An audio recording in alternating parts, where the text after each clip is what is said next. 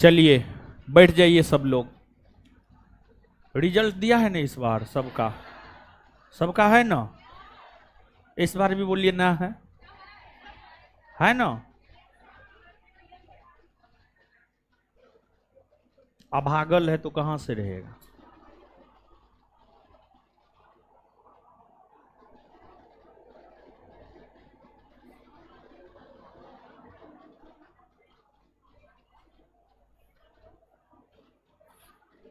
चलिए,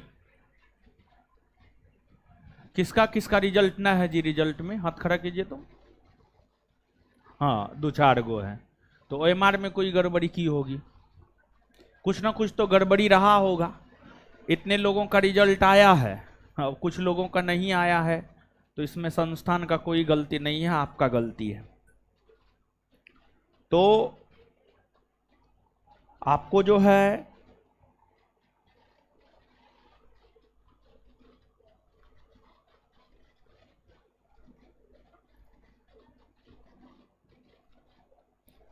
आप आइएगा यहाँ पे।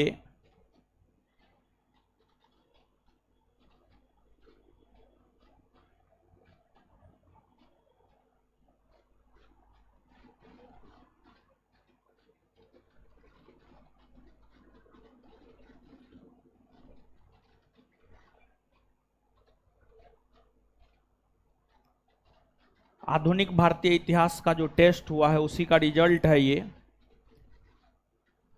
रविवार को जो टेस्ट हुआ है, रविवार को नहीं हुआ था, और इस शनिवार या रविवार को जो है आप लोगों का कौन सी का टेस्ट होना है? बायो और इकोनॉमिक्स। सुनिए, हाँ, बायो इकोनॉमिक्स मेन है। अंकित पटेल रैंक 1, 95 राइट है, 5 गो रॉन्ग है। दूसरा स्थान पे है सुधीर कुमार रैंक 2, 93 राइट है, 7 रॉन्ग है। तीसरा स्थान पे 2 लोग हैं, 90 मार्क है, कन्हैया कुमार और पुतुस कुमारी। पुतुस कुमारी कौन है जी? आप हैं, चलिए ठीक है। चौथा स्थान पे भी 2 लोग हैं, रितिका कुमारी, बबलू कुमार। रितिका कुमारी, बबलू कुमार। रितिका कुमारी कौन है? डेट ऑफ बर्थ है 16/12/2001, 16/12/2001। बबलू कुमार कौन है? बबलू कुमार का डेट ऑफ बर्थ है 24/2/2001, 24/2/2001। आप हैं, चलिए ठीक है। खड़ा होते जाइएगा जिनका नाम पुकार रहे हैं। पांचवा स्थान पे एक लोग है, 88 क्वेश्चन सही किए हैं, 12 गलत है।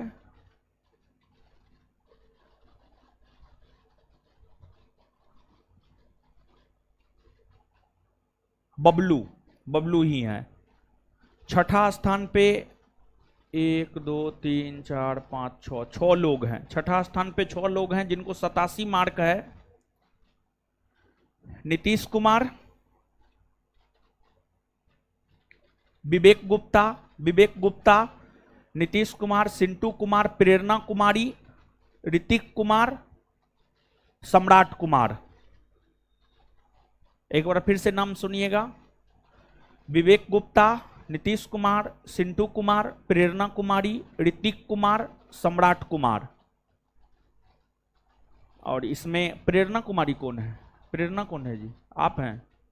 कितना मार्क है? डेट ऑफ बर्थ है आपका 7/2/2003। हाँ सही है, खड़ा हो जाइए। इसके बाद 7वां स्थान पे 3 लोग हैं जिनको 86 मार्क है। नीतीश कुमार, प्रज्ञा पांडे और अनुष कुमार। अनुष, अनुष, नीतीश कुमार, प्रज्ञा पांडे और अनुष कुमार। नीतीश कुमार, प्रज्ञा पांडे और अनुष कुमार 7वां स्थान पे हैं। और फिर 8वां स्थान पे जो है 1 2 3 4 5 6 लोग हैं, और 8वां स्थान पे जो है उन्हें 85 मार्क है। Ajit Kumar, Ajit Kumar date of birth है 21/7/1999। Abhishek Kumar date of birth है 4/12/2000। Manish Kumar date of birth है 1 1/1/2002। Hira Kumar, date of birth है 12/10/1998।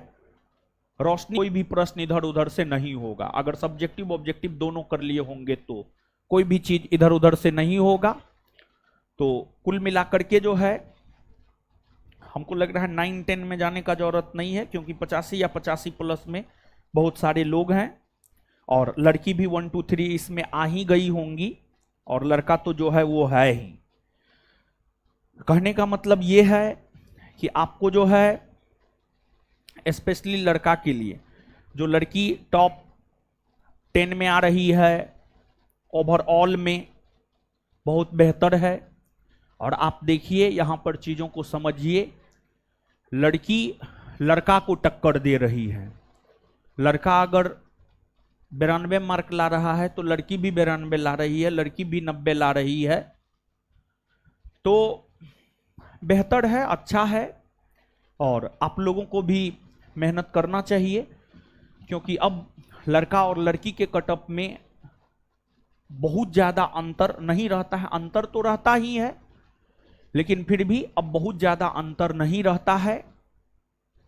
आप देखे होंगे कि जो मेरिट लिस्ट आता है उसमें टॉपर अगर पहला स्थान पे, बहुत सारे एग्जाम में लड़की ही टॉप करती है। पढ़ता तो सब वही चीज है जो सिलेबस है, तो कोई भी टॉप कर सकता है, समझ गए। तो एक बार आप लोग जिनका नाम पुकारे हैं आ जाइए, तो आप लोग एक बार स्टेज पर। पिछले टेस्ट में क्या दिए थे? पैसा दिए थे, 100 रुपया का लेते आइए तो हो।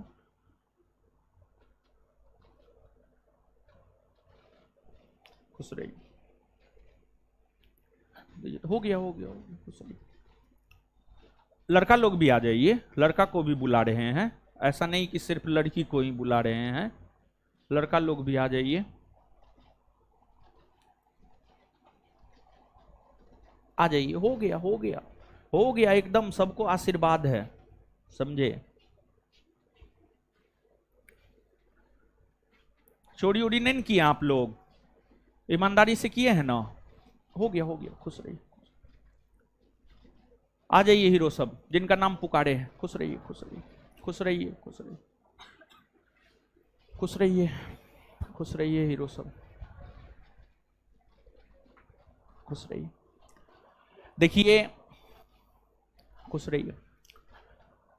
देखिए, रिजल्ट तैयार करने में पूरा सतर्कता बरता गया है, और जहां तक हमको जानकारी दिया है कि मात्र 10-12 लड़का लड़की का जो है ओएमआर में कुछ गड़बड़ी के वजह से जो है रिजल्ट नहीं आया है। अभी आप लोग से पूछे भी तो हमको लगता है सब 2-4-5 गो लोग हाथ उठाए कि हाँ रिजल्ट में हमारा नाम नहीं है, तो इसमें संस्थान का गलती नहीं हो सकता। जैसे पिछला टेस्ट हुआ था तो उसमें 700 लड़का लड़की का रिजल्ट नहीं आया था, तो उसमें थोड़ा बहुत ओएमआर में दिक्कत था, समझ गए।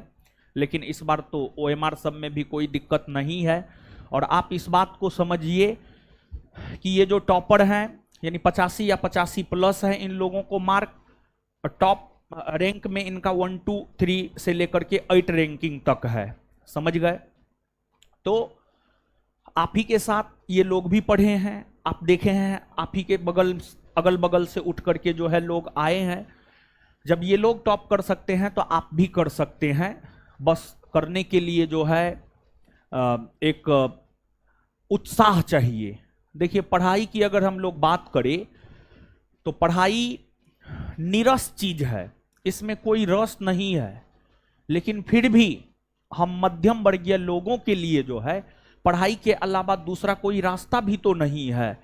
तो इसी वजह से आप सब लोग प्रयास कीजिए कि आप टॉप करें, तभी जाकर के आपका मेरिट में नाम आ पाएगा, तभी जाकर के जो है आप अंतिम रूप से सफल हो पाइएगा, अंतिम रूप से सफल हो पाइएगा।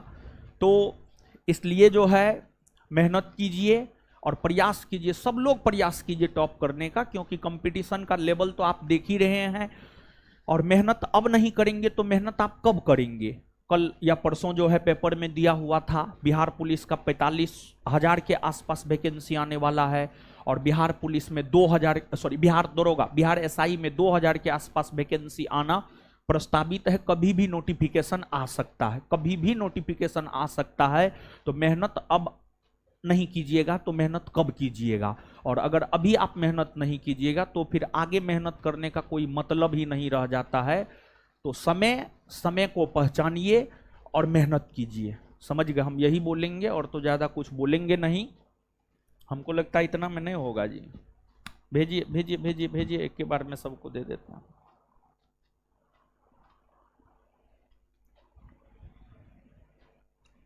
गिन लिए थे 9? हो जाएगा 9? हाँ ठीक।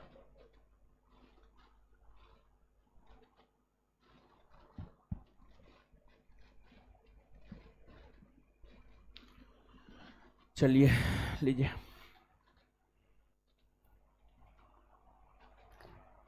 चोरी नहीं किए हैं जी। ए, हट हट।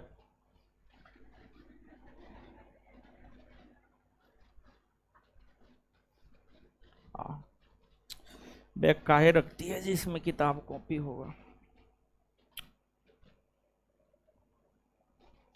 थोड़ा साइड होइए, हमको जाने दे। एकदम आशीर्वाद है महाराज, पकड़िए ना।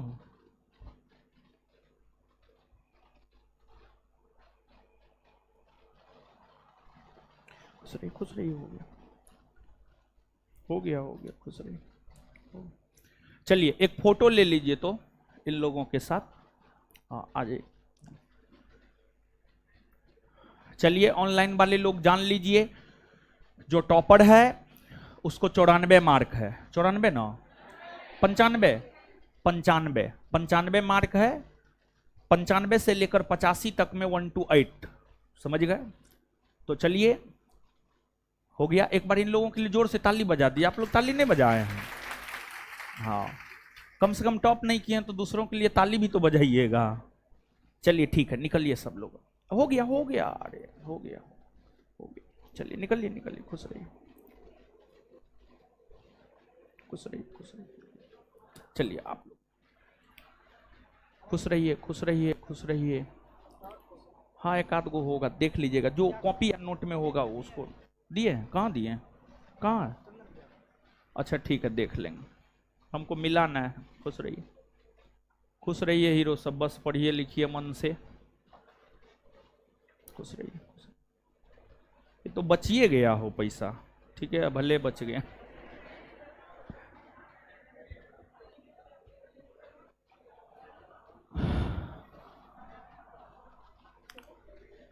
चलिए आइए अब पढ़ते हैं।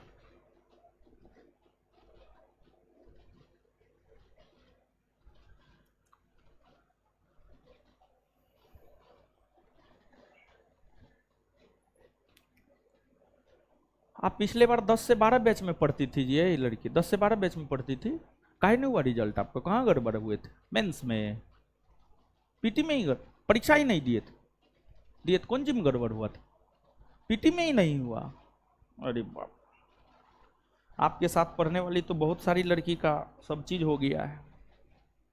जो रोई थी याद है, उसका सब चीज हो गया है। पता नहीं मार्क कितना है अब।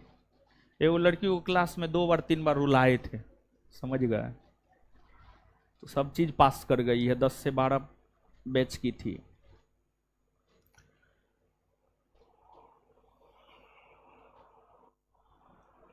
उसको बोल दिए थे मोटी। यही बोलने पर जो है खूब रोई बेचारी। उसके बाद उसको हम रुलाना शुरू किए। 2-3 बार हम अपने मन से जानबूझ करके उसको रुलाए, समझे? चलिए आइए अब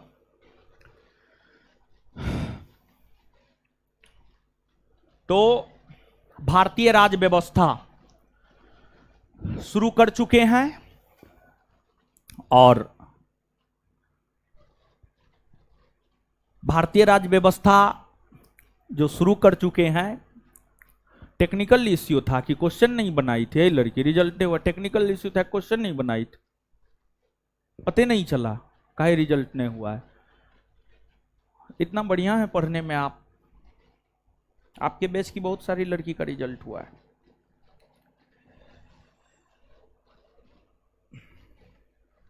चलिए और रिजल्ट काफी शानदार रहा है संस्थान का, समझ गए। हर फिजिकल एकेडमी से 3 फिजिकल एकेडमी है जहां से संस्थान के 100 से ज़्यादा लड़का लड़की जो है फिजिकल क्वालिफाई किया है और की है। बहुत बेहतर रिजल्ट रहा है और मेरिट भी बनना चाहिए। हॉस्टल के तो उस रोज 30-32 लोग उपस्थित थे, वीडियो तो गया ही होगा हमको लगता है, 2-3 को छोड़ करके बाद बाकी सब 80+ है। तो और कैटेगरी भी है उसमें, तो बहुत सारा चीज़ है। तो हॉस्टल में तो हमको लगता है सबका मेरिट बनना चाहिए। अब देखिए कितना का बनता है कितना का नहीं बनता है। चलिए आइए पढ़ते हैं। भारतीय राज्य व्यवस्था, और भारतीय राज्य व्यवस्था की अगर हम लोग बात करें तो भारतीय राज्य व्यवस्था में जो पहला चैप्टर है, पहला चैप्टर क्या है आपको? भारत का संवैधानिक इतिहास।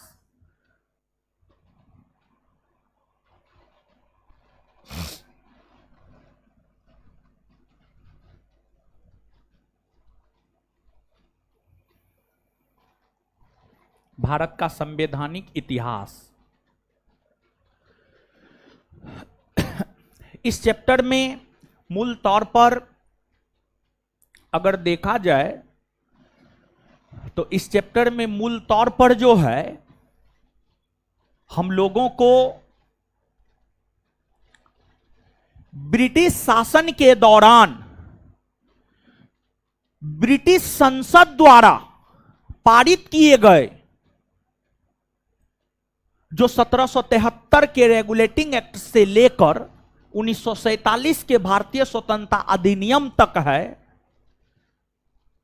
इन तमाम अधिनियमों के विशेषता के विषय में हम जानते हैं। आपको इन अधिनियमों में अगर देखा जाए तो 1773 के रेगुलेटिंग एक्ट, 1784 का पिट्स इंडिया एक्ट, 1793 का चार्टर एक्ट और 1813 का चार्टर एक्ट, इन तमाम एक्टों के विषय में पिछले सेशन में हम लोग जान चुके हैं। अब आज के सेशन में हम लोग जानना प्रारंभ करेंगे 1833 के चार्टर एक्ट से। 1833 के चार्टर एक्ट,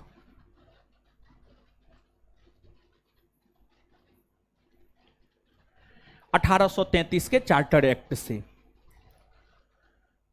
देखिए 1833 के चार्टर एक्ट से हम लोग जानना प्रारंभ करेंगे, लेकिन उससे पहले 1-2 प्रश्न हम आपसे पूछ रहे हैं, आप जवाब दीजिए। बताइएगा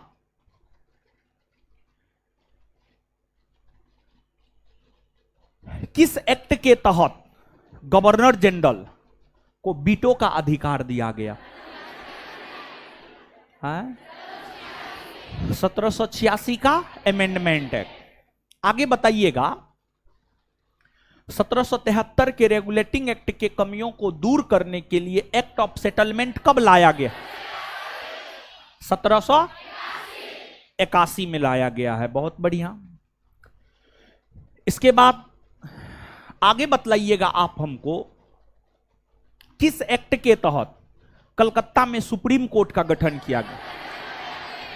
1773 के कलकत्ता के सुप्रीम कोर्ट के प्रथम मुख्य न्यायाधीश कौन बने? Sir Elijah. किस एक्ट के तहत कंपनी के व्यापारिक एकाधिकार को समाप्त कर दिया गया? 1813। चलिए ठीक है। अब देखिएगा 1833 का चार्टर एक्ट। 1833 के चार्टर एक्ट की कई सारी प्रमुख विशेषताएं हैं। 1833 के चार्टर एक्ट की जो कई सारी प्रमुख विशेषताएं हैं, उसमें 1833 के चार्टर एक्ट की जो कई सारी प्रमुख विशेषताएं हैं, उसमें आपको इस एक्ट की पहली विशेषता यह है कि इस एक्ट के तहत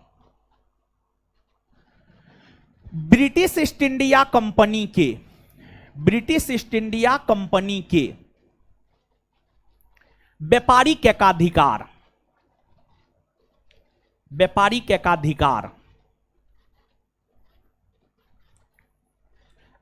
एकाधिकार को पूर्णतः समाप्त कर दिया गया।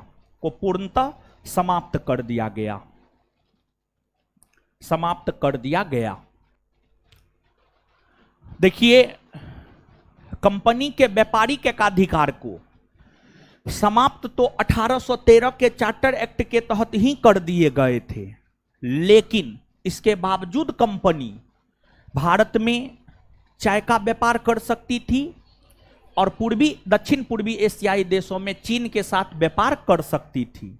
लेकिन 1833 के चार्टर एक्ट के तहत चाय और चीन के संबंध में भी जो व्यापारिक एकाधिकार अंग्रेजी कंपनी को प्राप्त था वो भी समाप्त कर दिया गया, अर्थात कंपनी के व्यापारिक एकाधिकार को पूर्णतः समाप्त कर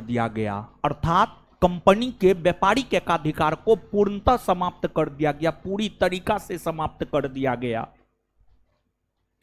अब यहां पर गौर करने वाली बात क्या है, आप समझिएगा। देखिए, अगर प्रश्न सीधे तौर पर यह रहे कि किस एक्ट के तहत कंपनी के व्यापारिक एकाधिकार को समाप्त किया गया, आंसर होगा 1813 का चार्टर एक्ट। यह प्रश्न आपके बिहार एसआई परीक्षा में भी पूछा गया है।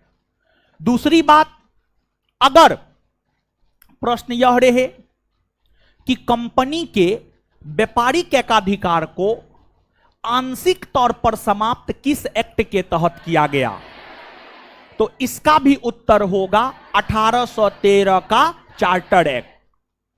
और फिर आगे अगर प्रश्न यह रहता है कि किस एक्ट के तहत कंपनी के व्यापारिक एकाधिकार को पूर्णतः समाप्त कर दिया गया, तो इसका उत्तर हो जाएगा 1833 का चार्टर एक्ट।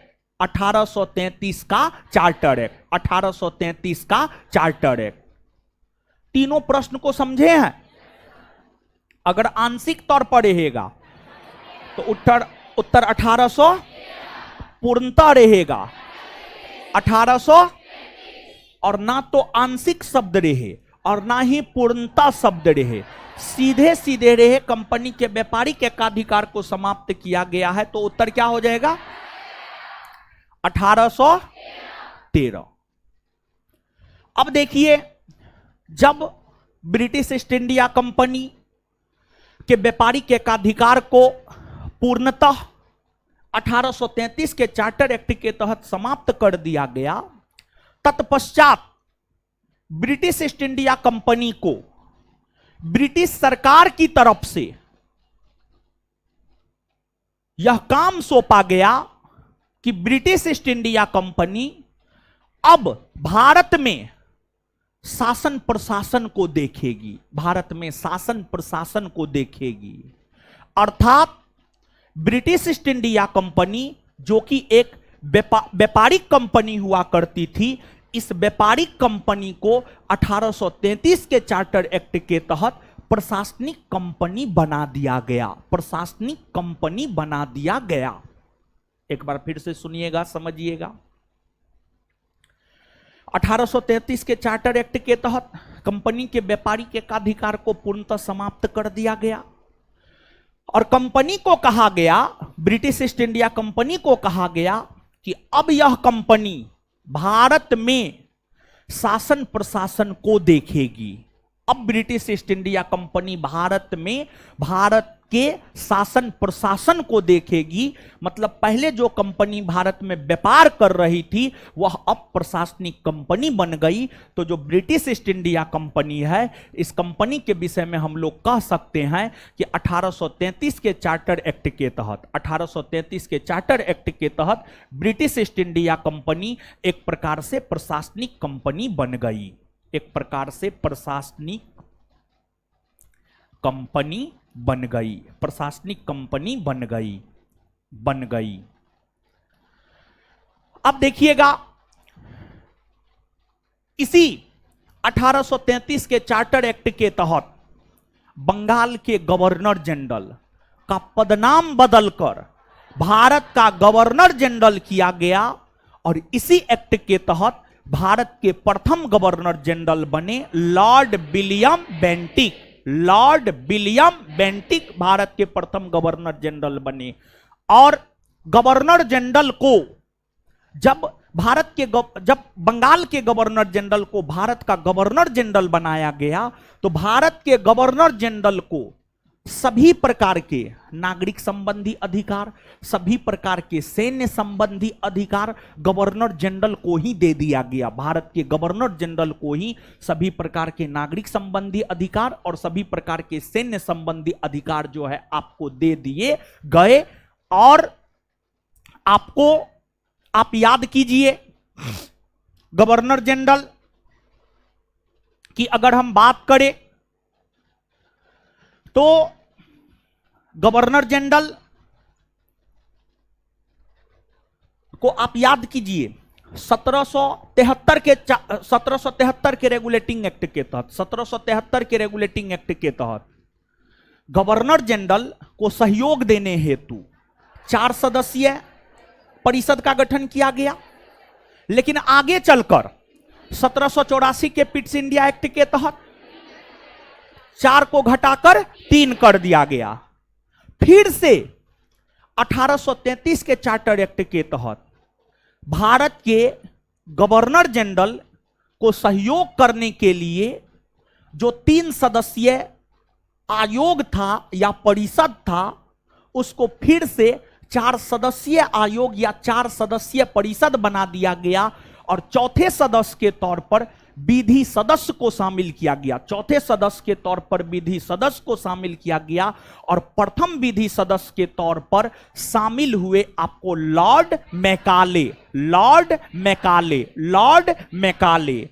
तो 1833 के चार्टर एक्ट के तहत ही 1833 के चार्टर एक्ट के तहत ही गवर्नर जनरल को सहयोग करने हेतु चौथे सदस्य के रूप में विधि सदस्य को शामिल किया गया और प्रथम विधि सदस्य के रूप में लॉर्ड मैकाले की नियुक्ति की गई। प्रथम विधि सदस्य के रूप में लॉर्ड मैकाले की नियुक्ति की गई। और इसके बाद जो 1833 का चार्टर एक्ट है, इस एक्ट में ही पहली बार संपूर्ण भारत के लिए एक बजट को लेकर प्रावधान किया गया। यानी पूरे भारतवर्ष के लिए जो है आपको एक बजट होगा, इसको लेकर के प्रावधान 1833 के चार्टर एक्ट में ही जो है आपको किए गए। और 1833 के चार्टर एक्ट में ही दास प्रथा को प्रतिबंधित करने की बात की गई। दास प्रथा को प्रतिबंधित करने की बात की गई, लेकिन उस एक्ट के तहत दास प्रथा प्रतिबंधित हुए नहीं। उस एक्ट के तहत दास प्रथा प्रतिबंधित हुए नहीं, बल्कि दास प्रथा आगे चलकर 1843 ईस्वी में लॉर्ड एलनबरो के द्वारा प्रतिबंधित किया गया। लॉर्ड एलनबरो के द्वारा प्रतिबंधित किया गया। लॉर्ड एलनबरो के द्वारा प्रतिबंधित किया गया। और आपको जब 1833 का चार्टर एक्ट पारित हो रहा था, जब 1833 का चार्टर एक्ट पारित हो रहा था, तो उस एक्ट के पारित होने के समय यह देखा गया कि 1813 के चार्टर एक्ट में जो यह प्रावधान किया गया था कि प्रत्येक वर्ष भारतीय शिक्षा पर 1 लाख रुपये खर्च होंगे, वो रुपया 1813 से 1833 तक खर्च हुआ ही नहीं, क्योंकि विवाद उत्पन्न हो चुका था कुछ अंग्रेज यह चाहते थे भारतीयों को शिक्षा ब्रिटिश पद्धति से दी जाए और कुछ अंग्रेज यह चाहते थे भारतीयों को शिक्षा भारतीय पद्धति के तहत दी जाए। जिस विवाद को इतिहास में आंग्ल प्राच्य विवाद कहते हैं और आंग्ल प्राच्य विवाद के निपटारा करने हेतु ही लॉर्ड मैकाले की अध्यक्षता में एक आयोग गठित हुआ और मैकाले आयोग ने आंग्ल प्राच्य विवाद को सुलझाते हुए यह सिफारिश दिया कि भारत में शिक्षा का माध्यम अंग्रेजी को बनाया जाना चाहिए और फिर 1835 ईस्वी से भारत में शिक्षा का माध्यम अंग्रेजी को बनाया गया। भारत में शिक्षा का माध्यम अंग्रेजी को बनाया गया। समझ गए आप? तो आपको जो 1833 का चार्टर एक्ट है, इसके तहत एक और काम हुए। इसके तहत एक और काम क्या हुए? देखिए, पहले क्या होता था, ब्रिटिश कंपनी के अधीन जो नियुक्तियां होती थी, ब्रिटिश कंपनी के अधीन होने वाली नियुक्तियों में रंग के आधार पर, धर्म के आधार पर, लिंग के आधार पर, जन्म स्थान के आधार पर भेदभाव किया जाता था। लेकिन 1833 के चार्टर एक्ट में यह प्रावधान किया गया कि कंपनी के अधीन होने वाली नियुक्तियों में जन्म, लिंग, जन्म स्थान, लिंग, धर्म, रंग के आधार पर भेदभाव नहीं किया जाएगा, बल्कि योग्यता के आधार पर कंपनी के अधीन कर्मचारियों और अधिकारियों की नियुक्ति की जाएगी। और जब 1833 के चार्टर एक्ट में यह प्रावधान किया गया तो अब भारत के लोग भी धीरे धीरे ब्रिटिश कंपनी में शामिल होने लगे। भारत के लोग भी धीरे धीरे जो है आपको ब्रिटिश कंपनी में शामिल होने लगे। तो ये सभी विशेषता अगर आप देखेंगे तो ये सभी की सभी विशेषता 1833 के चार्टर एक्ट की है। 1833 के चार्टर एक्ट की ये सभी की सभी विशेषताएं हैं। तो अब एक बार 1833 के चार्टर एक्ट को आप पढ़िए। 1833 के चार्टर एक्ट को पढ़िए जल्दी से।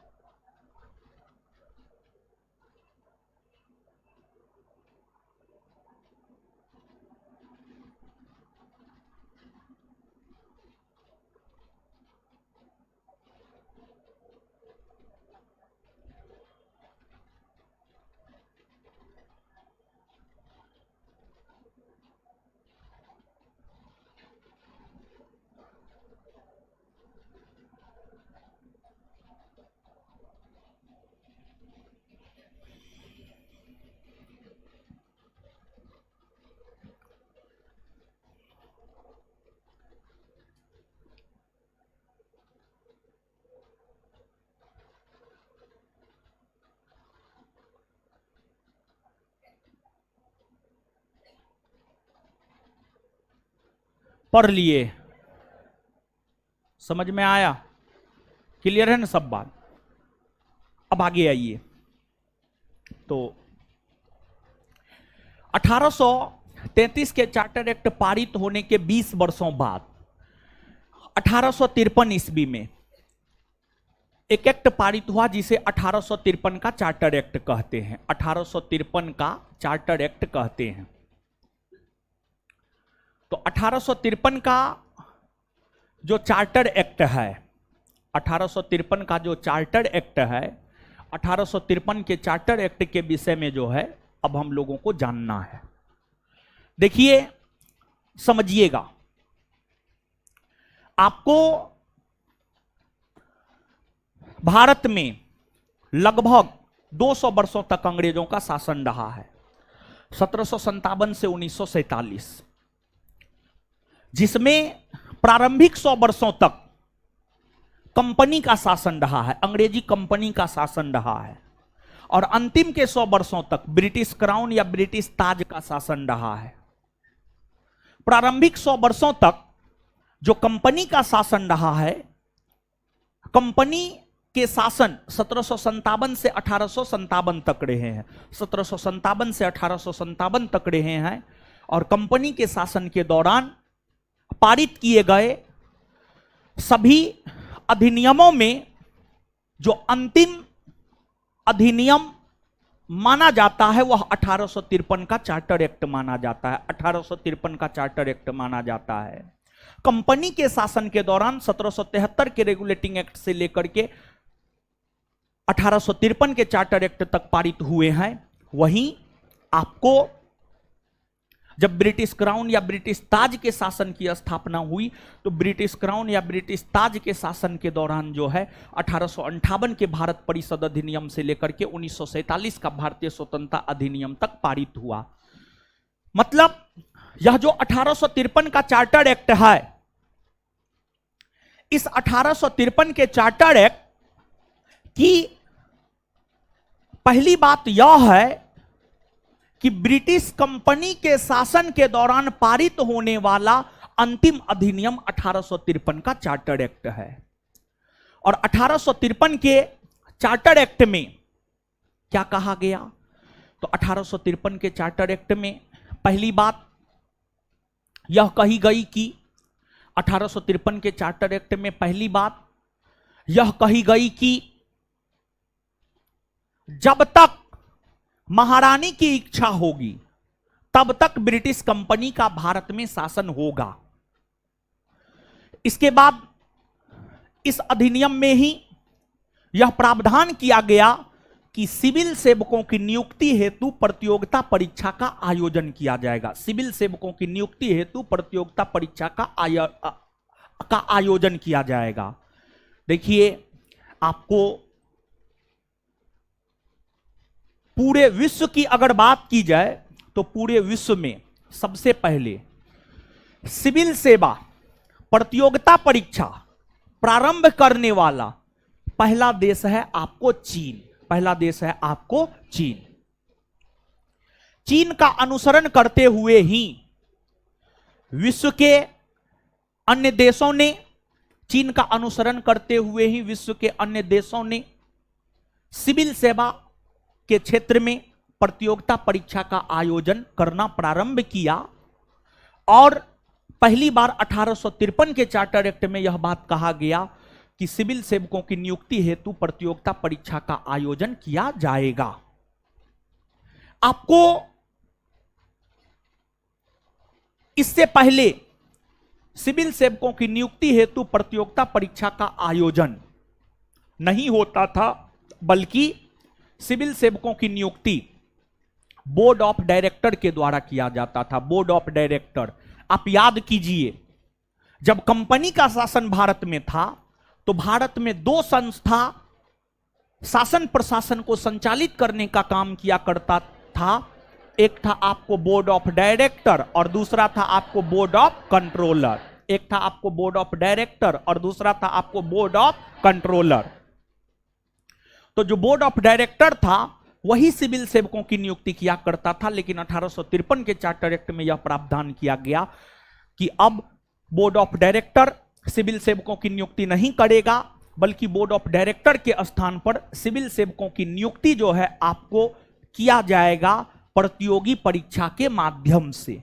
और भारत में प्रतियोगिता परीक्षा का आयोजन हो सके, इसको लेकर 1854 ईस्वी में, इसको लेकर 1854 ईस्वी में लॉर्ड मैकाले की अध्यक्षता में एक कमेटी गठित किया गया। लॉर्ड मैकाले की अध्यक्षता में 1854 ईस्वी में एक कमेटी गठित किया गया, जो कमेटी इस बात पर विचार विमर्श करती कि आखिरकार प्रतियोगिता परीक्षा का आयोजन भारत में कैसे संभव बनाई जा सके। इसके बाद 1853 के चार्टर एक्ट की अगर हम बात करें तो जो 1853 का चार्टर एक्ट है, 1853 के चार्टर एक्ट के तहत, 1853 के चार्टर एक्ट के तहत ही आपको जो है जनप्रतिनिधिक संस्था के तौर पर, यानी वैसी संस्था जो जनता का प्रतिनिधि करे, जनप्रतिनिधिक संस्था, उस संस्था को कहा जाता है जो जनता का प्रतिनिधि करे। जैसे लोकसभा जनप्रतिनिधिक संस्था है, जनता का प्रतिनिधित्व करती है।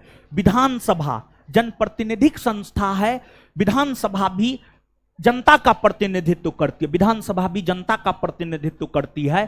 तो जो 1853 का चार्टर एक्ट है, उस चार्टर एक्ट में यह प्रावधान किया गया कि जनप्रतिनिधिक संस्था के तौर पर विधान परिषद का गठन किया जाएगा, विधान परिषद का गठन किया जाएगा, और उस विधान परिषद में स्थानीय प्रतिनिधित्व को भी शामिल किया जाएगा। मतलब उस विधान परिषद में भारत के जो स्थानीय लोग हैं उसे भी शामिल किया जाएगा, भारत के जो स्थानीय लोग हैं उसे भी शामिल किया जाएगा।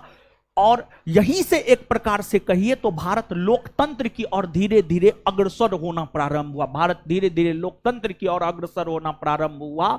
और शुरुआती दिनों में विधान परिषद का गठन हुआ, फिर आगे चल करके जो है आपको केंद्र में 2 सदनों वाली विधायिका का गठन हुआ, फिर आगे चलकर राज्य में 2 सदनों वाली विधायिका का गठन हुआ, जो आज भी भारत में विद्यमान है। भारत में केंद्र में 2 सदनों वाली विधायिका में लोकसभा राज्यसभा है, और भारत में राज्य में 2 सदनों वाली विधायिका में विधानसभा और विधान परिषद है, विधानसभा और विधान परिषद है। जैसे 1853 के चार्टर एक्ट में केंद्रीय विधान परिषद के गठन की बात की गई।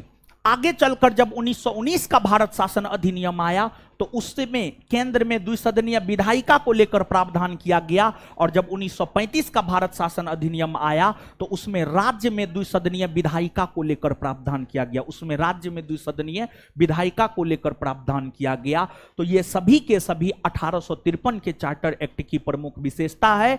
और 1853 के बाद 1857 का ईस्वी आता है, ऐसे तो 54, 55, 56, 57, 1857 का ईस्वी आता है। और आप सब लोग जानते हैं 1857 ईस्वी में भारत में सिपाही विद्रोह हुआ, और उस सिपाही विद्रोह के समय भारत में अंग्रेजी कंपनी का शासन था, और कंपनी के शासन के दौरान ही सिपाही विद्रोह हुआ। और जब कंपनी के शासन के दौरान सिपाही विद्रोह हुआ तो अंग्रेजी सरकार को यह लगने लगा कि अब अंग्रेजी कंपनी से भारत का शासन प्रशासन नहीं संभाला जा रहा है, और इसी वजह से ब्रिटिश सरकार ने अंग्रेजी कंपनी से भारत का शासन अपने हाथों में ले लिया, भारत का शासन अपने हाथों में ले लिया। इस प्रकार जो है भारत से कंपनी के शासन का अंत हो गया, और फिर भारत में प्रत्यक्ष तौर पर ब्रिटिश क्राउन या ब्रिटिश ताज के शासन की स्थापना जो है आपको हुई। अब देखिएगा 1857 के विद्रोह के बाद पारित होने वाला जो पहला अधिनियम है, वह पहला अधिनियम है आपको 1858 का भारत परिषद अधिनियम, 1858 का भारत परिषद अधिनियम।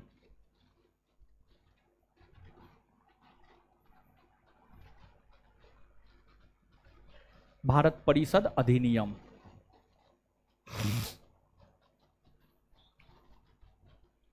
1858 का भारत परिषद अधिनियम, 1858 का भारत परिषद अधिनियम। देखिए 1858 का जो भारत परिषद अधिनियम है, 1858 के भारत परिषद अधिनियम की कई सारी विशेषताएं हैं।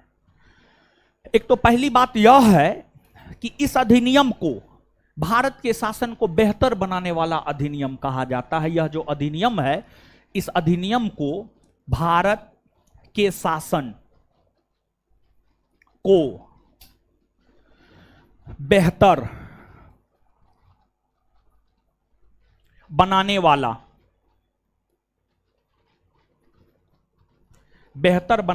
अधिनियम कहा जाता है। बेहतर बनाने वाला अधिनियम कहा जाता है। यह जो 1858 का भारत शासन अधिनियम है, इस अधिनियम को भारत के शासन को बेहतर बनाने वाला अधिनियम कहा जाता है। इसे भारत के शासन को बेहतर बनाने वाला अधिनियम इसलिए कहा जाता है क्योंकि इस अधिनियम के तहत कंपनी के शासन का अंत कर दिया गया। ब्रिटिश क्राउन ने अपने हाथों में भारत के शासन को लिया और ब्रिटिश क्राउन ने भारतीयों को यह आश्वासन दिया कि जैसा हमारे लिए ब्रिटेन की जनता है, वैसा ही हमारे लिए भारत की भी जनता है, वैसा ही हमारे लिए भारत की भी जनता है। जिस प्रकार हम ब्रिटेन में शासन करते हैं, उसी प्रकार से हम भारत में भी अच्छे ढंग से शासन प्रशासन करेंगे, अच्छे ढंग से शासन प्रशासन करेंगे। इस अधिनियम के तहत भारत से ब्रिटिश कंपनी के शासन का तो अंत हुआ ही हुआ। इस अधिनियम के तहत भारत से जब ब्रिटिश कंपनी के शासन का अंत हो गया, तो कंपनी के शासन के दौरान जो बोर्ड ऑफ कंट्रोलर और बोर्ड ऑफ डायरेक्टर नामक संस्था काम किया करती थी, उन दोनों संस्थाओं को समाप्त कर दिया गया। बोर्ड ऑफ कंट्रोलर और बोर्ड ऑफ डायरेक्टर नामक संस्था को समाप्त कर दिया गया। और जब बोर्ड ऑफ डायरेक्टर और बोर्ड ऑफ कंट्रोलर नामक संस्था को समाप्त कर दिया गया, तो मतलब भारत में जो द्वैध शासन प्रणाली की शुरुआत हुई थी, उसका अंत हो गया, उसका अंत हो गया। कल के सेशन को आप याद कीजिए, हम आपको बताए थे भारत में केंद्रीय प्रशासन की नींव 1773 के रेगुलेटिंग एक्ट के तहत पड़ी थी। भारत में केंद्रीय प्रशासन की नींव 1773 के रेगुलेटिंग एक्ट के तहत पड़ी थी और भारत में द्वैध शासन प्रणाली की शुरुआत 1784 के ईस्ट इंडिया एक्ट के तहत तब हुई जब बोर्ड ऑफ कंट्रोलर अस्तित्व में आया, और पहले से बोर्ड ऑफ डायरेक्टर तो अस्तित्व में था ही। तो कंपनी के शासन के दौरान यही बोर्ड ऑफ डायरेक्टर और बोर्ड ऑफ कंट्रोलर, ये दोनों संस्था भारत में शासन प्रशासन को देखा करती थी। अर्थात 1784 के ईस्ट इंडिया एक्ट के तहत जो द्वैध शासन की शुरुआत हुई थी, उस द्वैध शासन का अंत 1858 के भारत शासन अधिनियम के तहत तब कर दिया गया जब इस अधिनियम में यह प्रावधान किया गया कि बोर्ड ऑफ डायरेक्टर और बोर्ड ऑफ कंट्रोलर को समाप्त किया जाता है। बोर्ड ऑफ डायरेक्टर और बोर्ड ऑफ कंट्रोलर को समाप्त किया जाता है। अब आपको बोर्ड ऑफ डायरेक्टर और बोर्ड ऑफ कंट्रोलर को समाप्त कर दिया गया, बोर्ड ऑफ डायरेक्टर और बोर्ड ऑफ कंट्रोलर को समाप्त कर दिया गया। तो अब जब बोर्ड ऑफ डायरेक्टर और बोर्ड ऑफ कंट्रोलर को समाप्त कर दिया गया, तो उसके कार्यों को करने के लिए एक नया पद लाया गया, जिसे भारत सचिव का पद कहा गया, या जिसे भारत मंत्री का पद कहा गया, जिसे भारत सचिव का पद या भारत मंत्री का पद कहा गया, भारत मंत्री का पद कहा गया। और बोर्ड ऑफ डायरेक्टर और बोर्ड ऑफ कंट्रोलर के स्थान पर ही भारत सचिव का पद आया। और जब भारत सचिव का पद आया, तो भारत सचिव या भारतीय सचिव को उसके कार्यों में सलाह एवं सहयोग देने हेतु एक 15 सदस्यीय वायसराय के कार्यकारिणी परिषद का गठन किया गया। एक 15 सदस्यीय वायसराय के कार्यकारिणी परिषद का गठन किया गया और भारत सचिव पद पर आसीन व्यक्ति उस 15 सदस्यीय वायसराय के कार्यकारिणी परिषद के माध्यम से ही शासन प्रशासन को देखने का काम किया करती थी। और जब भारत सचिव का पद आया तो भारत सचिव के पद पर सर्वप्रथम लॉर्ड स्टैनली को बैठाया गया, अर्थात भारत के प्रथम भारत सचिव बने लॉर्ड स्टैनली।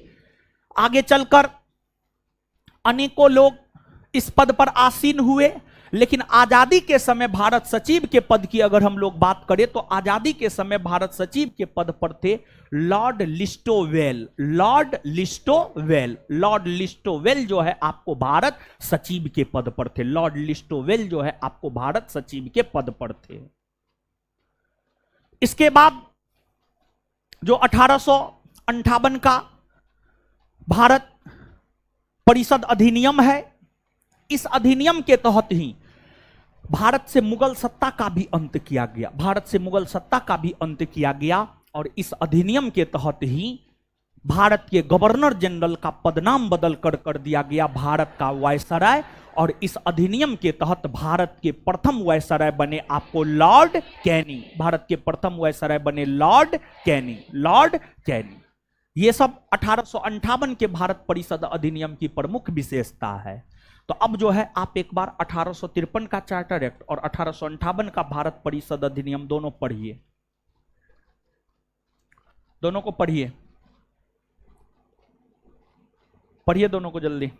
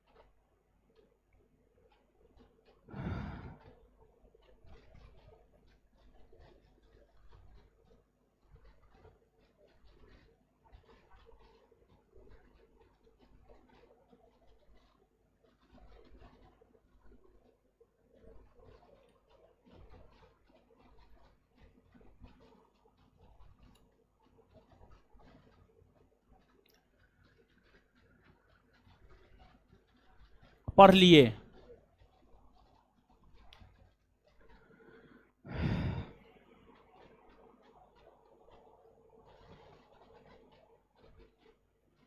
पढ़ लिए हो? नहीं पढ़े हैं तो पढ़िए जल्दी।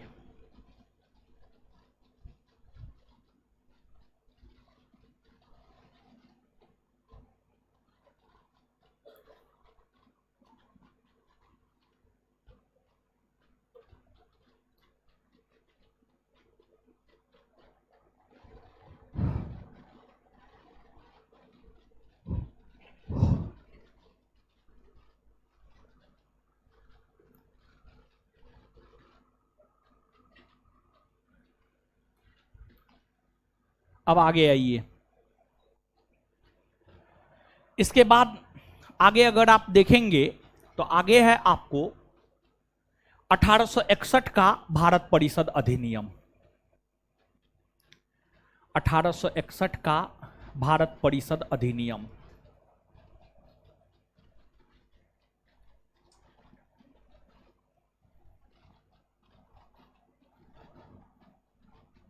(1861) का भारत परिषद अधिनियम।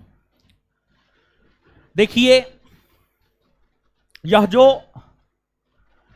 1861 का भारत परिषद अधिनियम है, इसका भारतीय इतिहास में काफी महत्व है।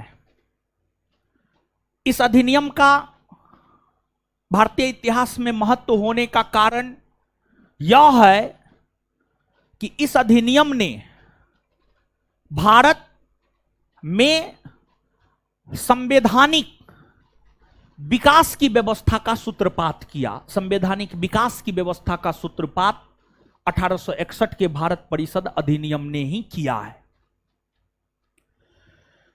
इसका मतलब क्या है? तो इसका मतलब यह है कि अब जो है, इस अधिनियम के पारित होने के बाद से जो है, इस अधिनियम के पारित होने से पहले तक भारत के लिए कोई भी कानून ब्रिटेन से ही बनकर आता था, ब्रिटेन से ही बनकर आता था। लेकिन इस अधिनियम में यह प्रावधान किया गया कि विशेष व्यवस्था के रूप में भारत में भी कानूनों का निर्माण किया जा सकता, भारत में भी कानूनों का निर्माण किया जा सकता। विशेष परिस्थिति में भारत में भी कानूनों का निर्माण जो है आपको किया जा सकता है। जैसे एक बात को आप समझिए, सामान्य तौर पर केंद्रीय स्तर पर कानून का निर्माण करने वाली सबसे बड़ी संस्था है संसद, यानी पार्लियामेंट। संसद यानी पार्लियामेंट। पार्लियामेंट के अंतर्गत लोकसभा, राज्यसभा, राष्ट्रपति सब आते हैं। अगर मान लिया जाए लोकसभा राज्यसभा अस्तित्व में ना हो, अगर मान लिया जाए लोकसभा राज्यसभा अस्तित्व में ना हो, अगर मान लिया जाए लोकसभा राज्यसभा अस्तित्व में ना हो, तो इस स्थिति में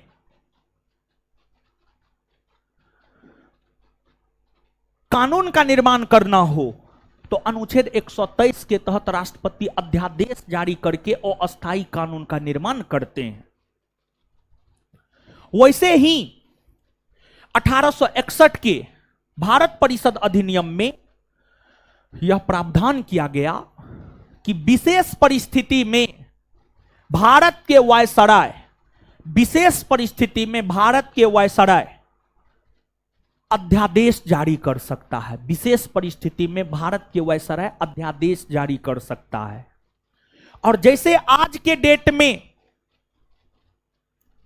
राष्ट्रपति द्वारा जारी अध्यादेश अधिकतम 6 माह तक लागू रहता है, वैसे ही 1861 के भारत परिषद अधिनियम के तहत जो वायसराय को अध्यादेश जारी करने का अधिकार दिया गया, उसमें यह भी कहा गया कि वायसराय द्वारा जारी किए गए अध्यादेश अधिकतम 6 माह तक लागू रहेगा। वायसराय द्वारा जारी किए गए अध्यादेश अधिकतम 6 माह तक लागू रहेगा। और यही वजह है कि इस अधिनियम को लेकर हमने यह कहा है कि इस अधिनियम ने भारत में विधि निर्माण के क्षेत्र में संवैधानिक सूत्रपात किया है। मतलब अब कानून का निर्माण, विधि का निर्माण भारत में भी हो सकता था। इसके बाद इस अधिनियम की अगर हम लोग बात करें तो इस अधिनियम के तहत ही भारत में मंत्रिमंडलीय व्यवस्था या कैबिनेट प्रणाली या पोर्टफोलियो प्रणाली की शुरुआत हुई मानी जाती है। इस अधिनियम के तहत ही भारत में मंत्रिमंडलीय व्यवस्था, कैबिनेट प्रणाली या पोर्टफोलियो प्रणाली की शुरुआत हुई मानी जाती है। पोर्टफोलियो प्रणाली की शुरुआत हुई मानी जाती है। आपको क्या है मंत्रिमंडलीय व्यवस्था या कैबिनेट व्यवस्था? देखिए, जैसे वर्तमान में एक प्रधानमंत्री होते हैं, प्रधानमंत्री अलग अलग विभाग, अलग अलग कैबिनेट मंत्री को देने का काम करते हैं और वो कैबिनेट मंत्री उस विभाग को लेकर जो है अपना काम करते हैं। तो उस समय कहा गया कि प्रशासन के शीर्ष पर वायसराय होगा, प्रशासन के शीर्ष पर वायसराय होगा, लेकिन वायसराय काम करने के लिए अलग अलग विभाग अलग अलग मंत्रियों को देगा, अलग अलग लोगों को देगा, काम करने के लिए अलग अलग विभाग अलग अलग मंत्रियों को देगा, अलग अलग लोगों को देगा। यही मंत्रिमंडलीय व्यवस्था या कैबिनेट प्रणाली या पोर्टफोलियो प्रणाली कहते हैं, जो आज भी भारत में विद्यमान है, जो आज भी भारत में अस्तित्व में है। आज देखिए आप, मोदी जी प्रधानमंत्री बन गए हैं, प्रशासन के शीर्ष पर मोदी जी हैं और अपने सहयोगियों को अलग अलग मंत्रालय दे दिए हैं। जैसे कि किसी को रक्षा मंत्रालय दे दिए हैं, किसी को वित्त मंत्रालय, किसी को गृह मंत्रालय, किसी को कृषि मंत्रालय, किसी को शिक्षा मंत्रालय, किसी को रेलवे मंत्रालय। हर मंत्री को जो है अलग अलग मंत्रालय देने का जो है आपको काम किया गया है। यही तो कैबिनेट प्रणाली या मंत्रिमंडलीय प्रणाली या संविभागीय प्रणाली है। इस कैबिनेट प्रणाली, मंत्रिमंडलीय प्रणाली या पोर्टफोलियो प्रणाली की शुरुआत 1861 के भारत परिषद अधिनियम से हुई मानी जाती है। इसके बाद जैसे आज वर्तमान में राज्यसभा में 12 सदस्यों का मनोनयन राष्ट्रपति के द्वारा किया जाता है, साहित्य, कला, विज्ञान, समाज सेवा के क्षेत्र से। फिर विधान परिषद में 1/6 भाग सदस्यों का मनोनयन राज्यपाल के द्वारा किया जाता है। तो इस अधिनियम में यह प्रावधान किया गया था कि जो केंद्रीय विधान परिषद का गठन किया गया है, उस केंद्रीय विधान परिषद में सदस्यों को मनोनीत भी किया जा सकता है, सदस्यों को मनोनीत भी किया जा सकता है। और 1861 के भारत परिषद अधिनियम के तहत लॉर्ड कैनिंग ने 3 भारतीयों को केंद्रीय विधान परिषद में मनोनीत करने का काम किया। और लॉर्ड कैनिंग ने जो 3 भारतीयों को केंद्रीय विधान परिषद में मनोनीत करने का काम किया, उसमें बनारस के राजा, पटियाला के महाराज और sir Dinkar Rao. Lord Canning ने बनारस के राजा, पटियाला के महाराज और सर दिनकर राव, इन तीनों को केंद्रीय विधान परिषद में मनोनीत करने का काम लॉर्ड कैनिंग ने किया। और लॉर्ड कैनिंग ने यह काम 1861 के भारत परिषद अधिनियम के तहत ही किया। और आपको 1861 के भारत परिषद अधिनियम में ही यह भी प्रावधान किया गया था कि राज्यों में विधान परिषद के गठन किए जाएंगे। देखिए ध्यान दीजिएगा, यहां पर केंद्रीय स्तर पर विधान परिषद का गठन 1853 के चार्टर एक्ट के तहत ही हो गए, लेकिन राज्यों में विधान परिषद के गठन को लेकर प्रावधान 1861 के भारत परिषद अधिनियम में किया गया था। और 1861 के भारत परिषद अधिनियम के प्रावधानों के तहत ही आगे चलकर बंगाल में, पंजाब में, उत्तरी पश्चिमी सीमा प्रांत में विधान परिषद का गठन किया गया, जिसमें बंगाल में 1862 में, उत्तरी पश्चिमी सीमा प्रांत में 1866 में और पंजाब में विधान परिषद का गठन 1897 ईस्वी में हुए। 1897 ईस्वी में पंजाब में केंद्रीय विधान परिषद के गठन जो है आपको हुए, पंजाब राज्य में हुए। ये सभी 1861 के भारत परिषद अधिनियम की विशेषता है। आगे चलकर वर्ष 1885 ईस्वी में कांग्रेस की स्थापना हुई। और वर्ष 1885 ईस्वी में जब कांग्रेस की स्थापना हुई तो कांग्रेस ने स्थापना के समय ही यह तय कर लिया था कि प्रत्येक वर्ष दिसंबर माह के अंतिम सप्ताह के अंतिम 3 दिवस में कांग्रेस का वार्षिक अधिवेशन होगा। और फिर कांग्रेस के वार्षिक अधिवेशन होने लगे और कांग्रेस ने 1885 के अपने वार्षिक अधिवेशन से लेकर के 1891 के अपने वार्षिक अधिवेशन के दौरान जो भी प्रस्ताव पारित किया, कांग्रेस के उन मांगों को मानने के लिए ही, कांग्रेस के उन मांगों को स्वीकृति प्रदान करने के लिए ही कांग्रेस के दबाव में आकर 1892 ईस्वी में एक अधिनियम ब्रिटिश संसद द्वारा पारित किया गया, जिसे 1892 का भारत परिषद अधिनियम कहते हैं। और 1892 के भारत परिषद अधिनियम का कोई खास महत्व नहीं है, लेकिन फिर भी थोड़ा बहुत महत्व तो 1892 के भारत परिषद अधिनियम का है ही। 1892 के भारत परिषद अधिनियम के तहत भारत में चुनाव प्रणाली की शुरुआत हुई। भारत में चुनाव प्रणाली की शुरुआत हुई। और अगर चुनाव की हम लोग बात करें तो चुनाव भारत में दो प्रकार से होते हैं, एक प्रत्यक्ष और एक अप्रत्यक्ष। एक प्रत्यक्ष चुनाव होता है और आपको एक अप्रत्यक्ष चुनाव होता है। प्रत्यक्ष चुनाव उस चुनाव को कहा जाता है जिसमें आम जनता पार्टिसिपेट करता है, जैसे लोकसभा का चुनाव, विधानसभा का चुनाव। अप्रत्यक्ष चुनाव उस चुनाव को कहा जाता है जिसमें आम जनता पार्टिसिपेट नहीं करता है, जैसे कि आपको राष्ट्रपति का चुनाव, उपराष्ट्रपति का चुनाव, ये सब जो है आपको अप्रत्यक्ष चुनाव होते हैं। ये सब जो है आपको अप्रत्यक्ष चुनाव होते हैं। और आपको 1892 के भारत परिषद अधिनियम के तहत भारत में अप्रत्यक्ष निर्वाचन प्रणाली की शुरुआत हुई। और साथ ही साथ इस अधिनियम के तहत केंद्रीय विधान परिषद के सदस्यों को प्रश्न पूछने का अधिकार दिया गया, बजट पर बहस करने का अधिकार दिया गया। ये तमाम अधिकार केंद्रीय विधान परिषद के सदस्यों को 1892 के भारत परिषद अधिनियम के तहत दिए गए। लेकिन ध्यान रहे कि अनुपूरक प्रश्न नहीं पूछ सकता था, बजट के ऊपर मतदान नहीं कर सकता था। लेकिन आगे चल करके अनुपूरक प्रश्न भी पूछने का अधिकार दिया गया और आगे चल करके जो है बजट के ऊपर मतदान करने का भी अधिकार दिया गया।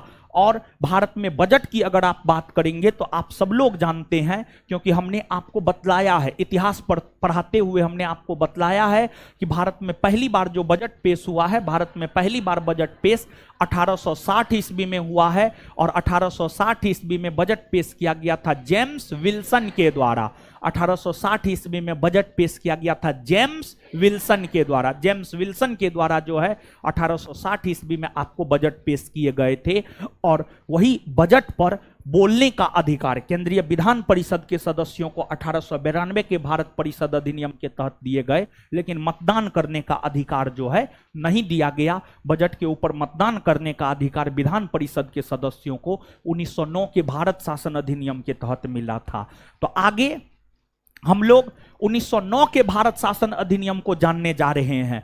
और ध्यान दीजिएगा, इस चैप्टर में अगर सबसे ज्यादा महत्वपूर्ण है तो अब जो पढ़ाने जा रहे हैं वो सबसे ज्यादा महत्वपूर्ण है इस चैप्टर में। मतलब 1909 का भारत शासन अधिनियम, 1919 का भारत शासन अधिनियम और 1935 का भारत शासन अधिनियम। इस चैप्टर के ये तीन अधिनियम परीक्षा के लिहाज से सबसे ज्यादा महत्वपूर्ण है। और अगर प्रश्न आता है इस चैप्टर से तो सामान्य तौर पर इन्हीं तीन अधिनियमों से प्रश्न आने की पूरी संभावना होती है, पूरी की पूरी संभावना होती है।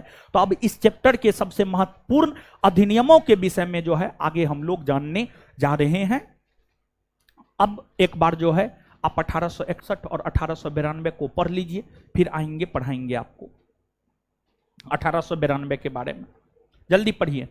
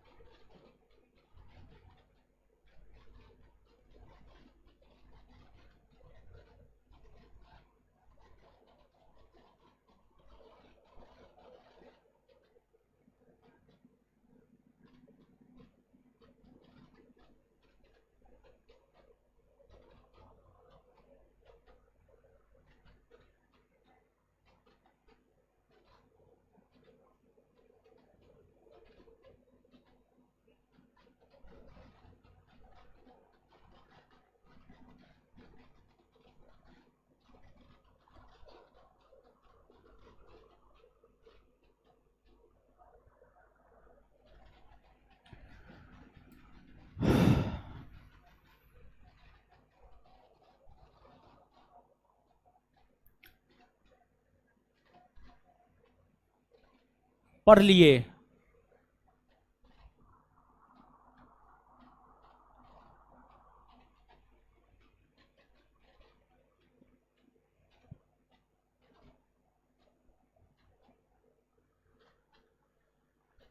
आइए अब, आइए पढ़ते हैं। 1909 का भारत शासन अधिनियम।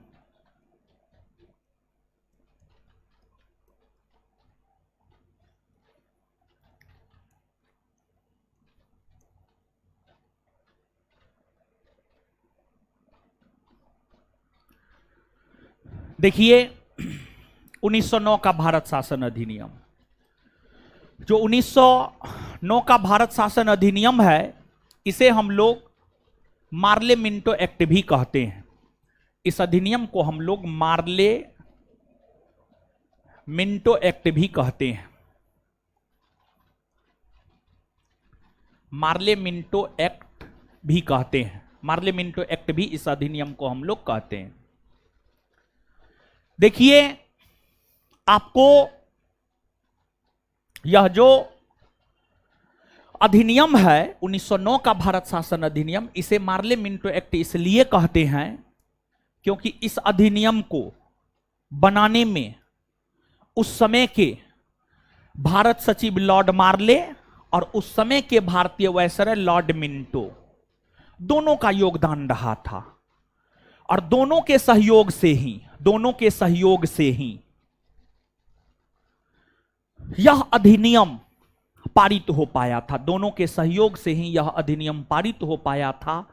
यही वजह है कि इस अधिनियम को, यानी 1909 के भारत शासन अधिनियम को मार्ले मिंटो एक्ट भी कहते हैं। जैसे गुप्त कमेटी के सिफारिश पर 1773 का रेगुलेटिंग एक्ट पारित हुआ था, उसी प्रकार से जॉर्ज अरुंडेल समिति के सिफारिश पर, जॉर्ज अरुंडेल समिति के सिफारिश पर 1909 का भारत शासन अधिनियम पारित हुआ था। जॉर्ज अरुंडेल समिति के सिफारिश पर, जॉर्ज अरुंडेल समिति के सिफारिश पर जो है आपको 1909 का भारत शासन अधिनियम पारित हुआ था। और यह जो अधिनियम है, इस अधिनियम के पारित होने के समय जो ब्रिटेन के प्रधानमंत्री थे, ब्रिटेन के प्रधानमंत्री हुआ करते थे एच एच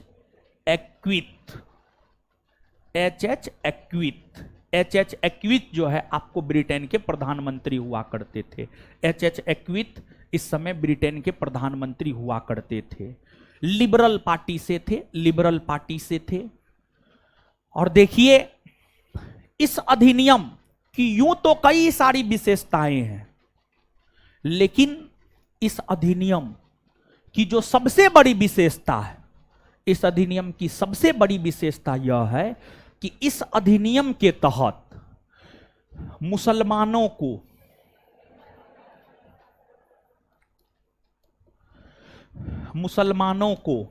पृथक निर्वाचन,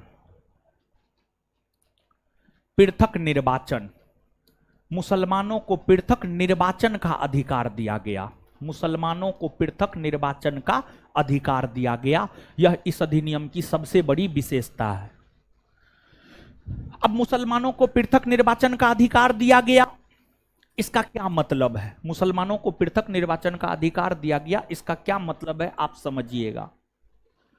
देखिए, सबसे पहली बात, एक बात बताइए, आज के डेट में लोकसभा का चुनाव हो या विधानसभा का चुनाव, कोई भी चुनाव हो, क्या हिंदुओं के लिए अलग चुनाव होता है और मुसलमानों के लिए अलग चुनाव होता है? होता है? नहीं। आज के डेट में हिंदुओं के लिए अलग चुनाव नहीं होते हैं, मुसलमानों के लिए अलग चुनाव नहीं होते हैं, बल्कि सभी के लिए एक साथ चुनाव होते हैं। जैसे हाल फिलहाल में 19 अप्रैल 2024 से 1 जून 2024 के बीच में 18वीं लोकसभा का चुनाव संपन्न हुआ है। सभी संप्रदाय के लोगों के लिए एक साथ ही चुनाव संपन्न हुए। सभी संप्रदाय के लोगों के लिए एक साथ ही जो है आपको चुनाव संपन्न हुए, एक साथ ही चुनाव संपन्न हुए। यह वर्तमान स्थिति है। लेकिन हां, जो एससी एसटी है, जो अल्पसंख्यक समुदाय में आते हैं, उनके लिए सीट आरक्षित है कि हां एससी और एसटी के लिए इतना सीट आरक्षित होगा। जैसे लोकसभा के चुनाव में एससी के लिए 84 सीट, एसटी के लिए 47 सीट। एससी के लिए 84 सीट और एसटी के लिए जो है आपको 47 सीट आरक्षित है। वो अलग चीज है, आरक्षण अलग चीज है। लेकिन यहां पर अब आप समझिएगा, मुसलमानों को पृथक निर्वाचन का अधिकार जो 1909 के भारत शासन अधिनियम के तहत दिए गए हैं, इसका मतलब क्या है? देखिए,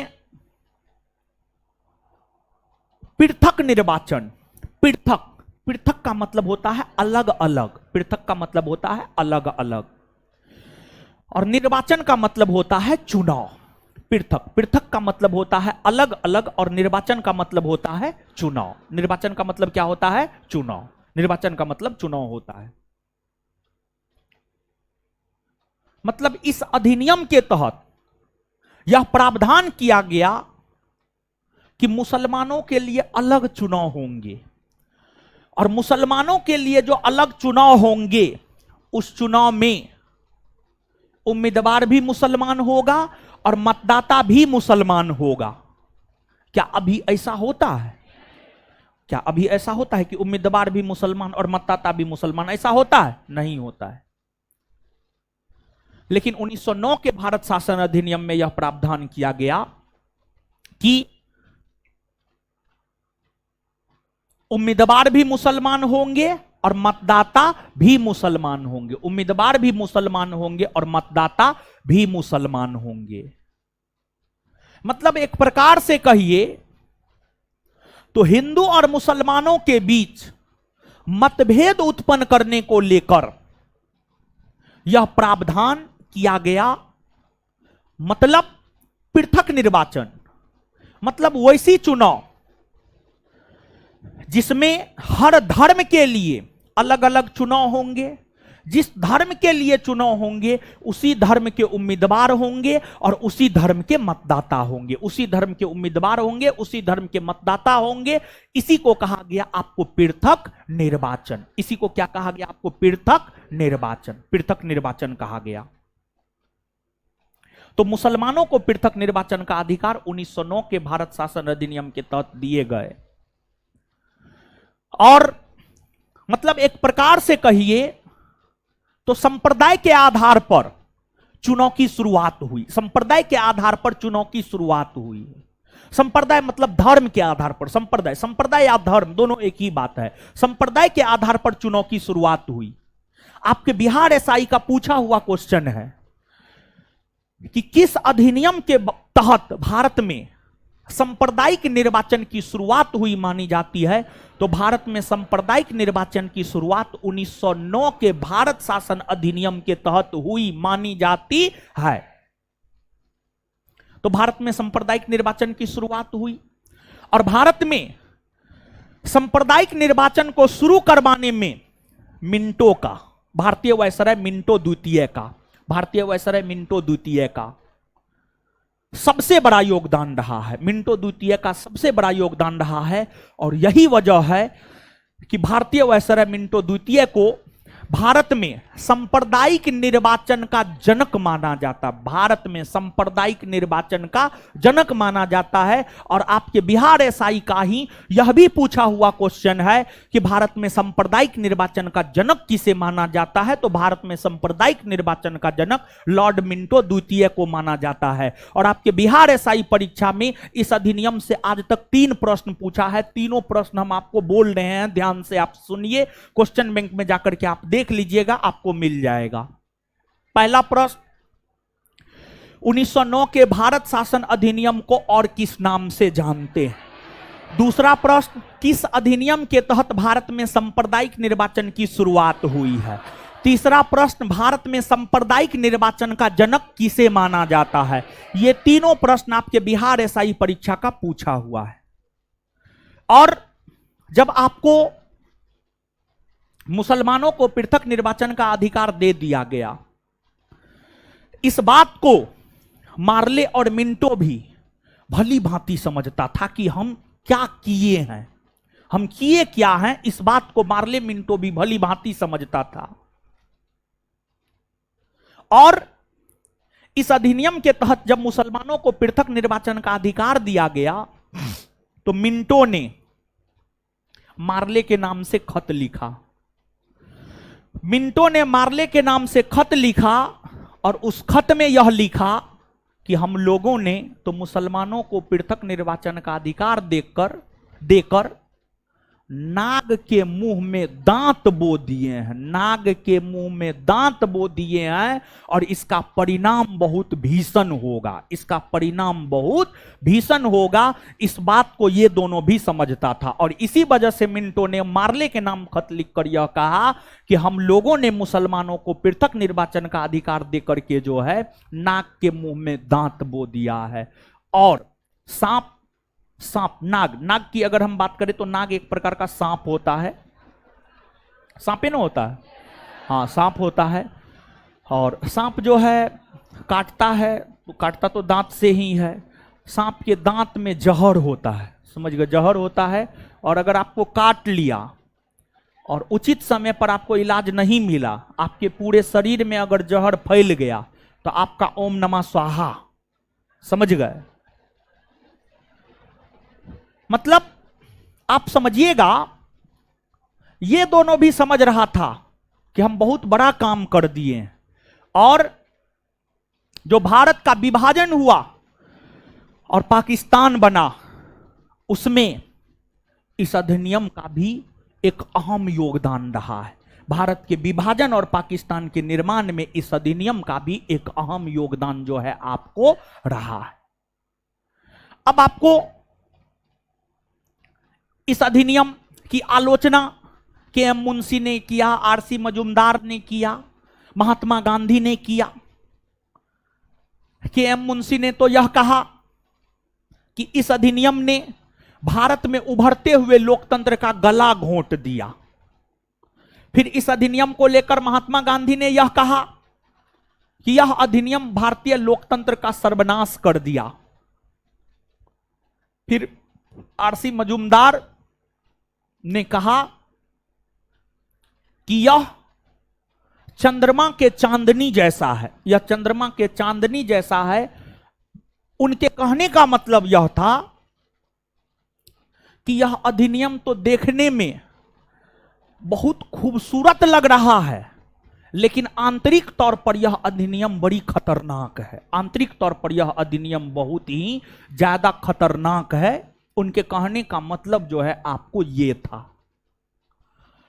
आपको कुल मिलाकर के भारतीयों ने इस अधिनियम की आलोचना किया, और विशेष तौर पर आर.सी. मजूमदार के स्टेटमेंट को नहीं भी याद रखिएगा, कोई दिक्कत नहीं है, लेकिन मार्ले मिंटो ने मार्ले को खत लिखकर क्या कहा, गांधी जी ने इस अधिनियम को लेकर क्या कहा, और के.एम. मुंशी ने इस अधिनियम को लेकर क्या कहा, यह सब बात जो है आप याद रखने का प्रयास कीजिएगा। इसके अलावे इस अधिनियम की हम बात करें तो 1909 के भारत शासन अधिनियम के तहत ही केंद्रीय विधान परिषद के सदस्यों को बजट के ऊपर मतदान करने का अधिकार दिया गया, बजट के ऊपर मतदान करने का अधिकार दिया गया। और इसी अधिनियम के तहत केंद्रीय विधान परिषद के सदस्यों को पूरक प्रश्न पूछने का अधिकार दिया गया, पूरक प्रश्न पूछने का अधिकार दिया गया। और इसी 1909 के भारत शासन अधिनियम की हम बात करें तो इसी 1909 के भारत शासन अधिनियम के तहत जो है आपको यह भी प्रावधान किया गया कि वायसराय के कार्यकारिणी परिषद में एक भारतीय सदस्य को शामिल किया जाएगा, वायसराय के कार्यकारिणी परिषद में एक भारतीय सदस्य को शामिल किया जाएगा। और 1909 के भारत शासन अधिनियम के तहत ही वायसराय के कार्यकारिणी परिषद में शामिल होने वाला प्रथम भारतीय बना sir Satyendra Prasad Sinha. Sir Satyendra Prasad Sinha viceroy के कार्यकारिणी परिषद में शामिल होने वाले प्रथम भारतीय बने 1909 के भारत शासन अधिनियम के तहत। ये सभी 1909 के भारत शासन अधिनियम की प्रमुख विशेषता है। 1909 के भारत शासन अधिनियम पारित होने के ठीक 10 वर्षों बाद 1919 ईस्वी में एक अधिनियम आया जिसे 1919 का भारत शासन अधिनियम कहते हैं। तो अब हम लोग 1919 के भारत शासन अधिनियम के विषय में पढ़ेंगे, लेकिन उससे पहले आप 1909 के भारत शासन अधिनियम को पढ़िए।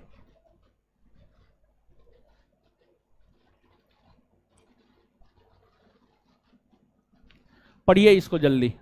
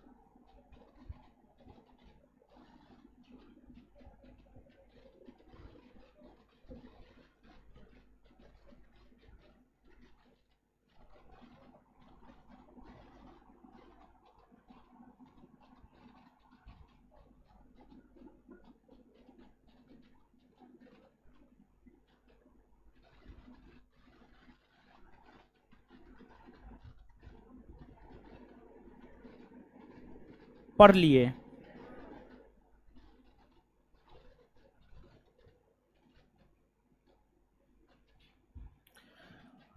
आगे आइए। अब इसके बाद आगे है 1919 का भारत शासन अधिनियम। अब इसको हम लोग देखते हैं। देखिए, ध्यान दीजिएगा। 1919 का भारत शासन अधिनियम। 1919 का जो भारत शासन अधिनियम है, इस अधिनियम को बनाने में इस समय के भारतीय वायसराय लॉर्ड चेम्सफोर्ड और लॉर्ड मॉन्टेग्यू, जो कि भारत सचिव के पद पर थे, इस समय के भारत सचिव लॉर्ड मॉन्टेग्यू और भारतीय वायसराय लॉर्ड चेम्सफोर्ड, दोनों ने मिल करके 1919 के भारत शासन अधिनियम को बनाया है। यही वजह है कि 1919 के भारत शासन अधिनियम को हम लोग मॉन्टेग्यू चेम्सफोर्ड सुधार अधिनियम भी कहते हैं। मॉन्टेग्यू चेम्सफोर्ड सुधार अधिनियम, मॉन्टेग्यू चेम्सफोर्ड सुधार अधिनियम भी हम लोग कहते हैं। मॉन्टेग्यू चेम्सफोर्ड सुधार अधिनियम भी हम लोग कहते हैं। जो मॉन्टेग्यू चेम्सफोर्ड सुधार अधिनियम है, यह अधिनियम पारित तो 1919 ईस्वी में हो गया था, लेकिन यह अधिनियम लागू अगर देखा जाए तो यह अधिनियम लागू हुआ है आपको वर्ष 1921 ईस्वी में। यह अधिनियम लागू हुआ है आपको वर्ष 1921 ईस्वी में। और इस अधिनियम के पारित होने के समय अगर देखा जाए तो इस अधिनियम के पारित होने के समय ब्रिटेन के प्रधानमंत्री हुआ करते थे, उनका नाम था लॉयड जॉर्ज। Lloyd George.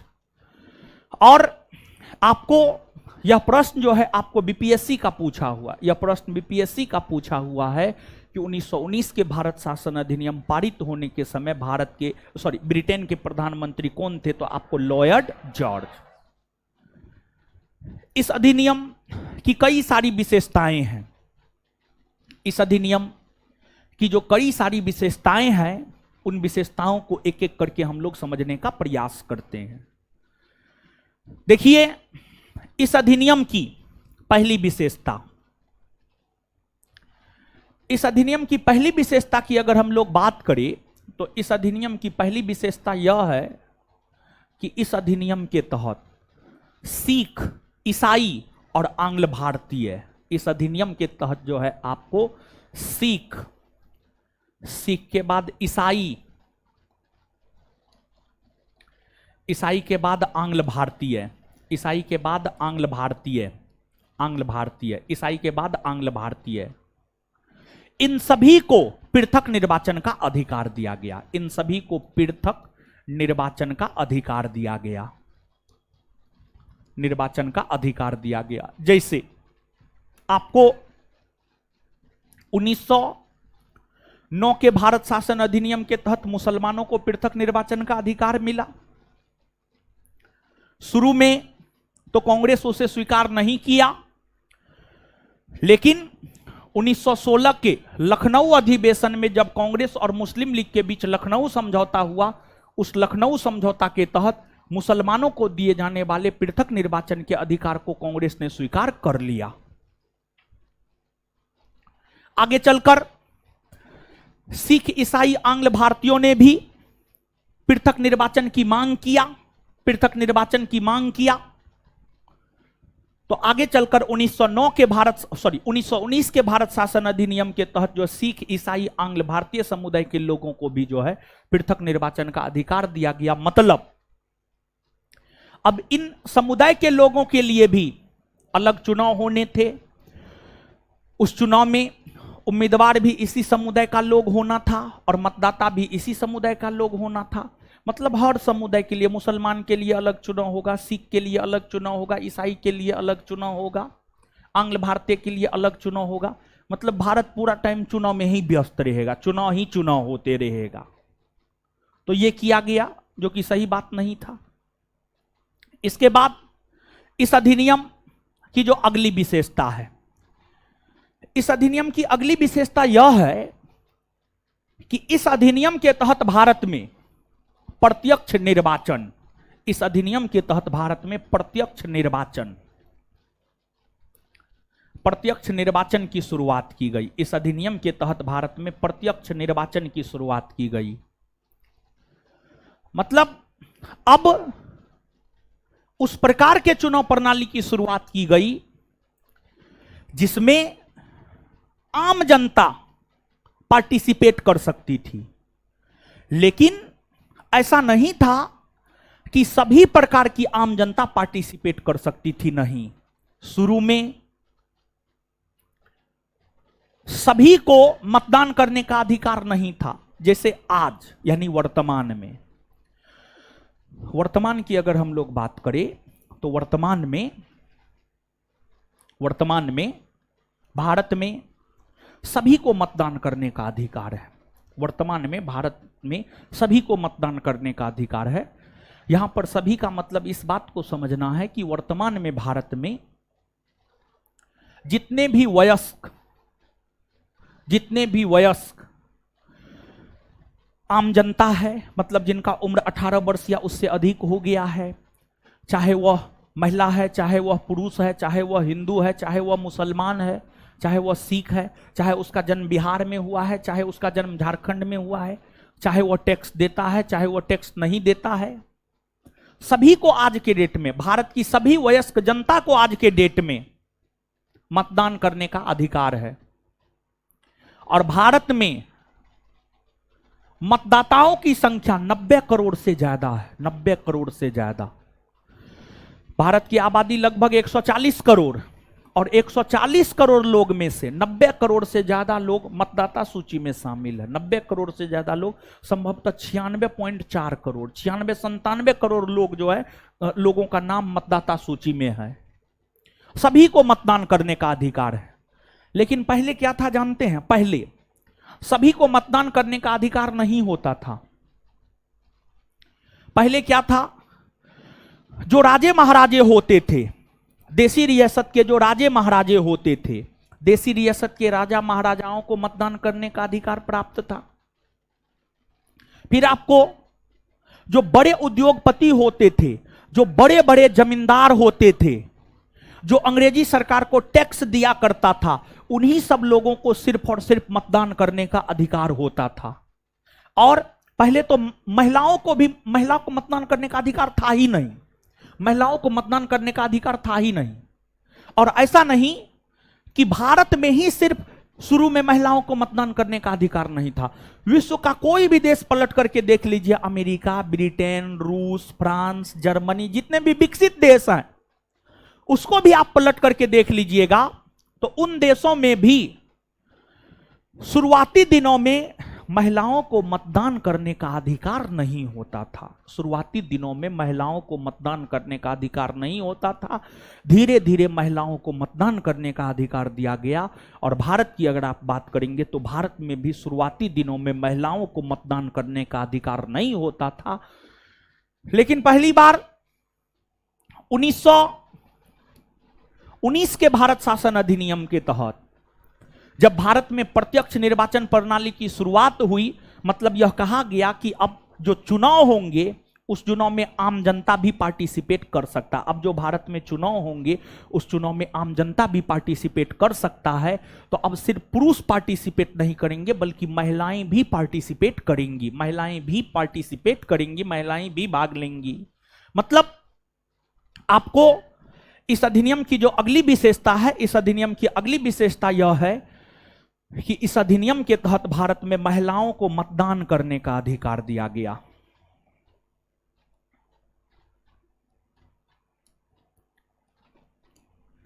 इस अधिनियम के तहत भारत में महिलाओं को मतदान करने का अधिकार दिया गया, महिलाओं को मतदान करने का अधिकार दिया गया।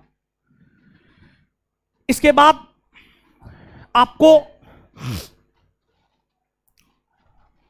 यह जो अधिनियम है, इस अधिनियम के तहत केंद्रीय बजट से राज्य के बजट को अलग कर दिया गया। इस अधिनियम के तहत जो है आपको केंद्रीय बजट से राज्य के बजट को अलग कर दिया गया।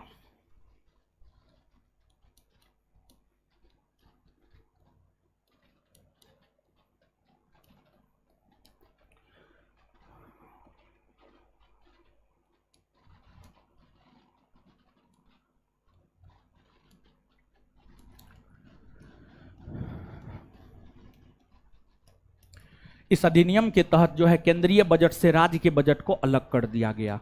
क्या मतलब है इसका समझिएगा। देखिए, आप सब लोग ये बात जानते हैं कि भारत में पहली बार बजट प्रस्तुत 1860 ईस्वी में किया गया जेम्स विल्सन के द्वारा। 1860 1860 ईस्वी में भारत में पहली बार बजट पेश किया गया। और 1860 ईस्वी में भारत में जो पहली बार बजट पेश किया गया, वह बजट पूरे देश के लिए, वह बजट पूरे देश के लिए एक साथ पेश किया गया था। और 1860 ईस्वी में पूरे देश के लिए सिर्फ एक बजट पेश हुआ। शुरू में बजट के ऊपर मतदान करने का अधिकार या बहस करने का अधिकार कुछ भी विधान परिषद के सदस्यों को नहीं था। लेकिन आगे चलकर विधान परिषद के सदस्यों को बजट के ऊपर बहस करने का अधिकार 1892 के भारत शासन अधिनियम के तहत मिला। और 1909 के भारत शासन अधिनियम के तहत बजट के ऊपर विधान परिषद के सदस्यों को मतदान करने का भी अधिकार मिला। आगे चलकर 1919 के भारत शासन अधिनियम के तहत केंद्रीय बजट से राज्य के बजट को अलग कर दिया गया। इसका मतलब यह है कि 1860 ईस्वी से लेकर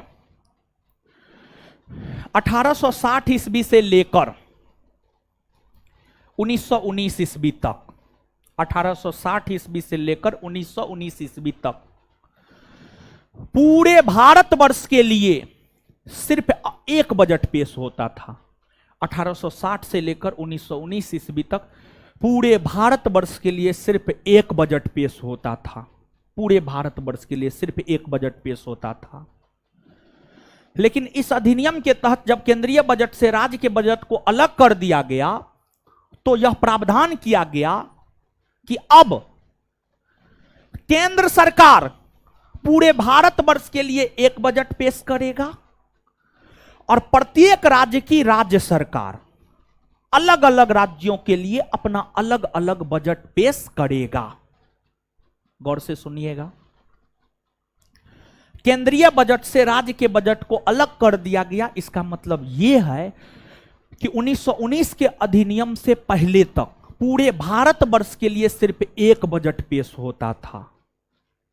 लेकिन जब केंद्रीय बजट से राज्य के बजट को अलग कर दिया गया तो पूरे भारतवर्ष के लिए एक बजट पेश होने लगा और अलग अलग राज्यों के लिए अलग अलग बजट पेश होने लगे। अलग अलग राज्यों के लिए अलग अलग बजट पेश होने लगे।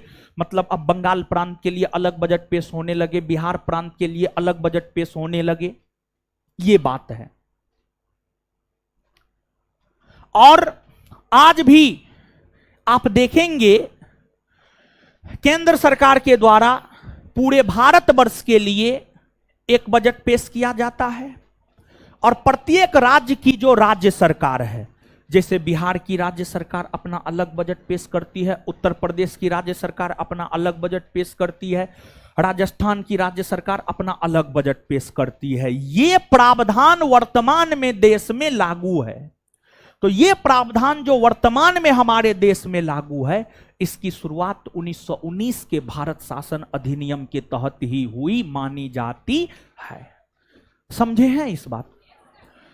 ये सब आपको 1919 के भारत शासन अधिनियम की विशेषता है और 1919 के भारत शासन अधिनियम की और भी कई सारी विशेषताएं हैं जिसकी चर्चा आगे हम आपके साथ करेंगे। जैसे शॉर्ट में आप जान लीजिए या फिर अगले क्लास में ही विस्तार पूर्वक इसकी चर्चा हम आपके साथ करेंगे। अब आइए, याद नहीं ना करवाएं, अब आइए मेरे साथ याद कीजिए, क्योंकि पढ़ाते गए और आपको बोले पढ़ते जाइए, लेकिन अब आइए मेरे साथ आप याद कीजिए, नोट दीजिए। चलिए आइए गुरुजी लोग,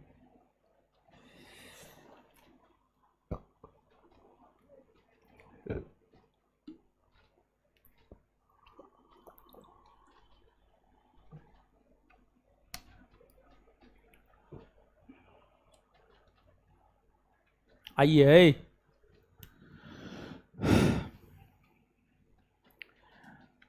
किस अधिनियम के तहत, ध्यान से जवाब दीजिएगा, अभी तुरंत समझाएं हर बात।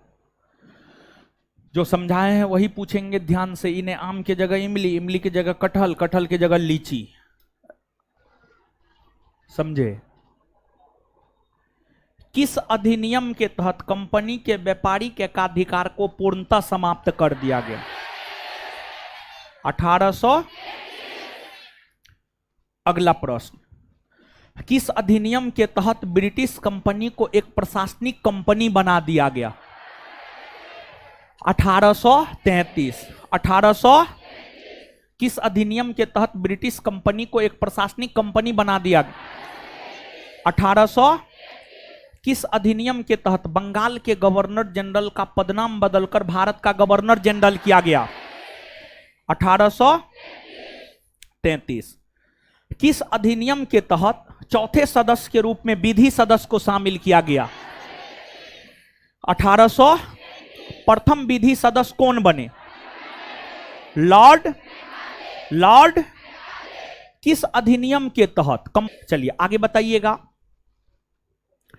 ब्रिटिश संसद द्वारा पारित किया गया अंतिम चार्टर कौन है?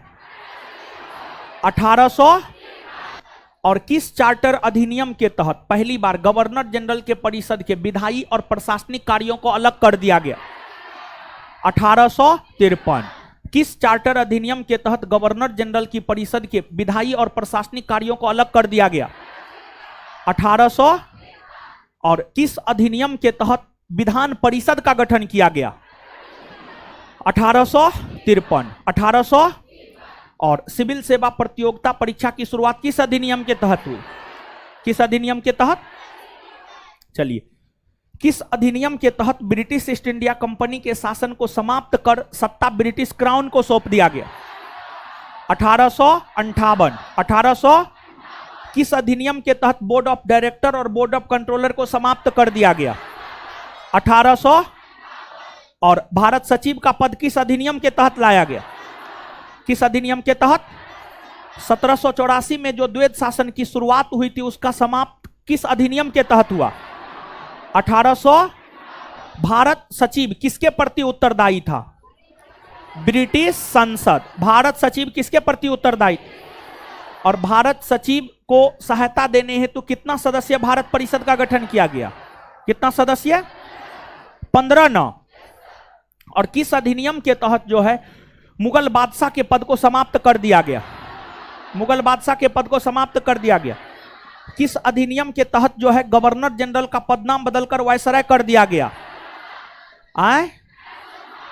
1858 ईस्वी में भारत का प्रथम राज्य सचिव कौन बना? Lord Stanley. 1858 में भारत का प्रथम राज्य सचिव कौन बना? भारत का प्रथम राज्य सचिव। आजादी के समय कौन थे? आजादी के समय, आजादी के समय वायसराय को अध्यादेश जारी करने का अधिकार कौन अधिनियम देता है? 1861। वायसराय को अध्यादेश जारी करने का अधिकार कौन अधिनियम? 1861। आगे बताइएगा, लॉर्ड कैनिंग ने 1862 में 3 भारतीयों को विधान परिषद में मनोनीत किया, कौन कौन था? बनारस के राजा, पटियाला के महाराज और सर दिनकर। आगे बताइएगा, विभागीय या पोर्टफोलियो प्रणाली की शुरुआत किस अधिनियम के तहत हुई? 1800। बंगाल में विधान परिषद का गठन कब हुआ? 1862। उत्तरी पश्चिमी सीमा प्रांत में 1800। पंजाब में किस अधिनियम के तहत भारत में अप्रत्यक्ष निर्वाचन प्रणाली की शुरुआत हुई है? 1800। किस अधिनियम को मार्ले मिंटो एक्ट कहते हैं? मार्ले मिंटो एक्ट कहते हैं। और 1909 के भारत शासन अधिनियम को और किस नाम से जानते हैं? मुसलमानों को पृथक निर्वाचन का अधिकार किस अधिनियम के तहत दिया गया? कौन अधिनियम? भारत में सांप्रदायिक निर्वाचन का जनक किसे माना जाता है? विधान परिषद के सदस्यों को बजट पर मतदान करने का अधिकार किस अधिनियम के तहत मिला? 1900। वायसराय की कार्यकारिणी परिषद में शामिल होने वाला प्रथम भारतीय सत्येंद्र प्रसाद। वायसराय के कार्यकारिणी परिषद में शामिल होने वाला प्रथम भारतीय सत्येंद्र प्रसाद। 1909 के भारत शासन अधिनियम पारित होने के समय ब्रिटेन के प्रधानमंत्री कौन थे? एच एक्विथ। कौन थे? और 1909 के भारत शासन अधिनियम को लेकर किसने यह कहा कि यह चंद्रमा की चांदनी के समान है? किसने यह कहा कि इस अधिनियम ने भारत में उभरते लोकतंत्र का गला घोंट दिया? किसने कहा? और किसने यह कहा कि हम नाक के मुंह में दांत बोड़े हैं?